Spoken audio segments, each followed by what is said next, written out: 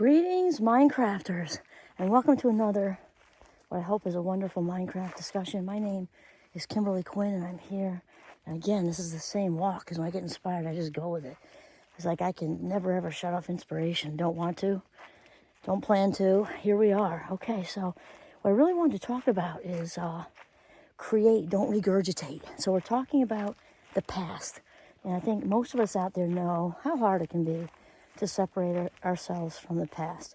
We've also talked about letting it go and forgiveness and all that. This is different. This is more of a memory conversation. So it's very important to realize that there's nothing really more important than filling ourselves up. And we fill ourselves up by being in the now. This is where the power is, right here in this minute.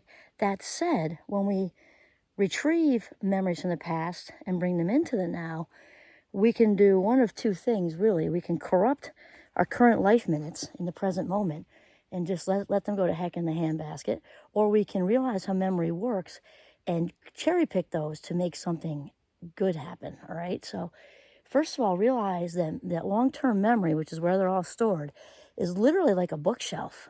So we can, usually when we're driving, we're alone like that, that's when we start to let our mind be on autopilot. We know that autopilot is the biggest thief of life minutes that there could possibly be. Also the shower, the bath, that's when they try to, flood, or any other, quiet moment, and they just come in. So when we're passive like that and on autopilot, just regurgitating, throwing up all these memories into the now, this is not productive. Not only that, it's actually damaging. Okay, and another thing to really realize is that how long-term memory works. When we pull a book off the bookshelf, it's going to be different than the last time we pulled it off. Each and every time we retrieve a book to relive that moment, let's say it's great. Let's say our child just got a trophy, or so we just got a promotion, or we just first date with a new partner that went great, whatever. Whenever we pull that off and kind of relive it and it's fun, exciting, got a big smile on, and then we put it back, it's changed forever. Each time we pull it off, and the changes are changed based on the last one. So the original is never revisited. Never, ever, ever. I don't use that word very often. Revisited. It's just a constant, upgraded, changed version that we are bringing into our consciousness. So that's very important to remember right there from a cognitive psychological standpoint or neurological standpoint, either one or both. And so it's very important to remember that. So when we choose cherry pick, it's very important to cherry pick whatever memories we want to relive. Maybe it's last Thanksgiving, or maybe you're getting ready to make a big decision and you want to, sort of bring back some input that was shared with you by, your loving, safe people, which is a good thing. That's my life frequently, because I've got my own cabinet of people that, my husband being the main one, that I run things off of when I have to make a big decision. And of course you run that through your head to get ready to have that difficult talk with whoever in your life or at work or whatever. That's kind of important. So that's what we're talking about, though. And also, if it's that you're trying to make sense of your past, those of us in our midlife, I think, spend lots of time making sense of what happened before. Fine, as long as, as you're not just throwing it up. Cherry pick to pull some meaning from it, even if it's horrible. If there was an assault and there was this and an abandonment and all these things, if you're going to cherry pick it, make sure that you are creating something that's good and healthy for you, And this is the resilience piece. Whatever it is bad that happened, typically there's a bless in the mess, no matter how bad it is. And you can focus on the post-traumatic growth, PTG, right? You can focus on, wow, it really sucks that I didn't have any. Obviously 5-year-olds or 7-year-olds don't have any autonomy. What happened to me was horrible. I didn't have any voice or choice back then.